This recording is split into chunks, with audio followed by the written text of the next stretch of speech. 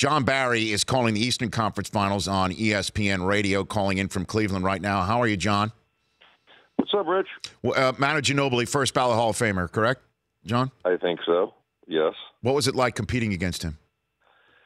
He was a pain to guard because he just never stopped moving. And he could do a little bit of everything, so you had to worry about him going to the offensive glass, which a lot of guards don't do. And he would just run around and come off of picks and just be a nuisance. He's always around you and just great energy. And he had a great flair for the game. He was a great athlete, and he had a heck of a run if this is it. I would assume that this is it. He had a couple great games here of late, but this season was certainly a shadow of what Manu Ginobili was for many, many years. So what do you think? Parker healthy, Kawhi healthy, we're still playing in the Western Conference Finals? Yeah, well, I think they certainly win Game 1 if Kawhi doesn't go down in the third quarter. They're not going to lose a 23-point lead. I don't know that the Warriors would have won 4 straight and 1 in 5 if Kawhi was there. But I still think the Warriors would have won this series. And, man, I never seen Pop so mad. He must have really felt like they were going to win this series because he obviously went nuts after Kawhi went out. And I've never seen him act like that. And so he must have really believed that this team had a shot. John Barry joining me here on the Rich Eisen Show. And so how good are the Warriors? We're already, hearing takes along the lines of best team ever, certainly if they could beat the Cavs and make it a short NBA Finals, should that be the matchup. What say you, John? Well, I don't see that going to be a quick series at all. I think Cleveland has an excellent chance to win this thing, too. I know how great the Warriors have been playing. I think they're 27-1 in their last 28 games. Yes, sir. Well, since Klay signed the toaster, they're 27-1. Since Klay Thompson autographed the toaster, John. Is that? Oh, that was the impetus of the. Well, I mean, you could say it wasn't, but that means you're anti-toaster signing, John. Let's be honest. I'm not a big toaster guy. Oh, really? To be quite honest. So yeah, no, I don't really do toast. But I mean, hey, maybe that was would put them over the top. But no, look, they're a great team. But again, I mean, we got to go back and they were going to lose Game 1. They were getting housed in their own place in Game 1, and so they're beatable. I've seen Cleveland here now. I know. Look, Game 3, we can throw that out the window. The way they played the last 2 games in that series, man, they're going to give the Warriors all they can handle, and I would not be shocked if they won it. Before we get to that, I do want to ask you about Klay Thompson and shooting, and he just doesn't look himself. He says he's mentally and physically fresher entering the NBA Finals this year as compared to last. What do you think ails him, and what does a shooter need to do to get out of the funk? Yeah, I don't know. I mean, I'm stunned. This guy's got one of the prettiest jump shots the league has ever seen. You just keep shooting. I mean, and at some point it's going to be over with. I would have no concerns at all. Mentally, maybe it's a little bit of a struggle for him. But if he continues to get open looks, there's no doubt in my mind that as soon as he makes a couple in a row, he's going to be back to the Klay Thompson that we've seen all year long. All right, now let's get to what you said, that throw Sunday out. What the hell happened to the Cavs on Sunday, John? What happened? Well, LeBron didn't happen. That was a major issue. I mean, he went for 11 points. He didn't score in the fourth quarter. He had 6 turnovers. And I get a great seat. I sit right next to the Cleveland bench, and I thought he was fatigued. He came over 4 or 5 times to Tyronn Lue and said he needed a break. Something was up. He wasn't out in the warm-up line during the national anthem. I don't know what that meant. That's a rarity, though. He had opportunities with Kelly Olynyk guarding him, Al Horford from the top. He couldn't get to the rim. He didn't have any lift. There were guys jumping over him for rebounds from Boston. Physically, it was not the LeBron James that we've seen over the past couple months. Man. And I don't know what it was, but hey, he's human. Yeah. I cut him open. The blood was red. That's right. And he had a bad game, and that's it. So let's leave it be. I guarantee you tonight he bounces back, and I think he'll be somewhat of a factor in this game. Okay.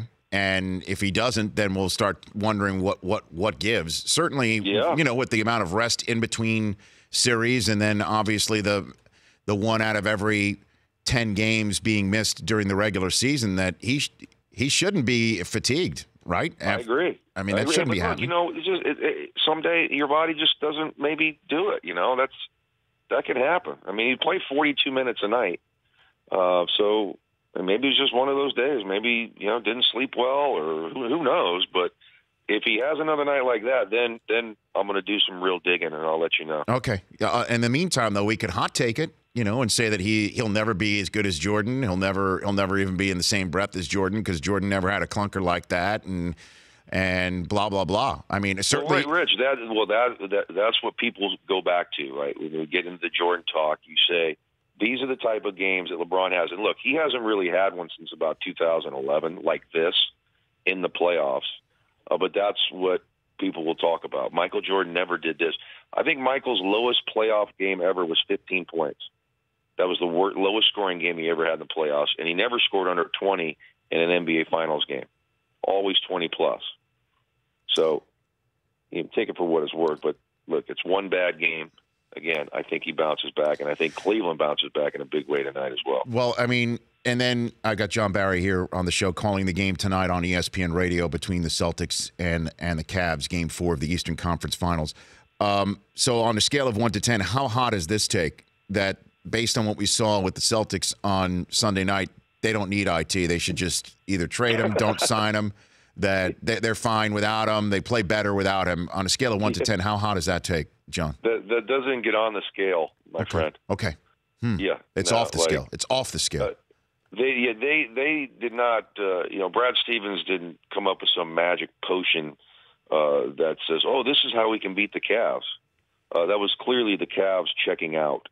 21-point lead halfway through the third, and they quit playing. How does that happen? Well, you just mentally – they've been a complacent team. They've done it a lot. Big leads, let teams back in it. They did it against Indiana in the first round. I saw them do it last year many times. They were just a complacent team. They had 2 fast break points the whole game. They were 2 for 17 from the three-point line in the second half after they made 14 of 22, I believe, in the first half. They just stopped playing, and that was more of a mental thing. Nothing that really Boston did. It was all on Cleveland, and I expect them to bounce back tonight. How great was that play that Stevens drew up to get Bradley free? I call him a Picasso or a Rembrandt on the side out of bounds plays. He is awesome. He had 3 of them in that game they needed to win it. He's great. What makes him so good?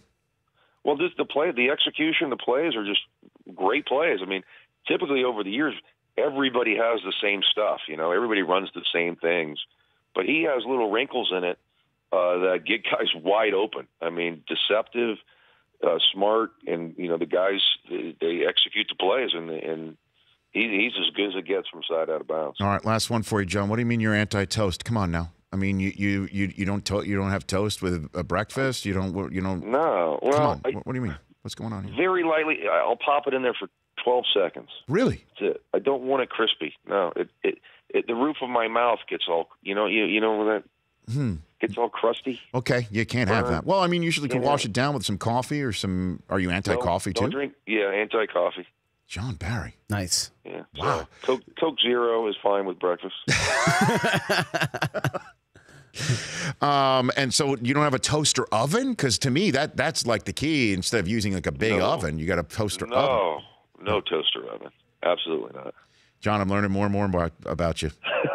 Learning more and more. You don't want to know anymore. Hey, do you like? Because I know you're an NFL. You're certainly a fantasy guy. And you're an NFL guy. What do you think of the idea of shortening overtime in the NFL? Do you like that idea? They sliced it by 5 minutes just about 10 minutes ago. They did that. I'm okay with it, but I want to go to the college rules. That's more fun, more exciting. What's I know, but because you take kick returners, punt returners out of it, you take special teams out of it. And special teams is part of the game for a reason. I don't like that. I'm not a You college don't like the college going at the 25-yard line? I don't. Okay. I think it's gimmicky. quite frankly. You like coffee, and I don't, so whatever. All right, very good, John. We'll agree to disagree on overtime, coffee, and toast. There you have it. Thanks for calling in, John. We'll chat soon. You got it, Rich. All right, you got it. That's John Barry. The Rich Eisen Show, weekdays at noon Eastern on radio stations across the country and audience. If you like that, please download our app. There's lots of fun things there other than just more of the videos you just saw. You can call us from the app. You can email us from the app. Just download it. Trust me, you'll enjoy it.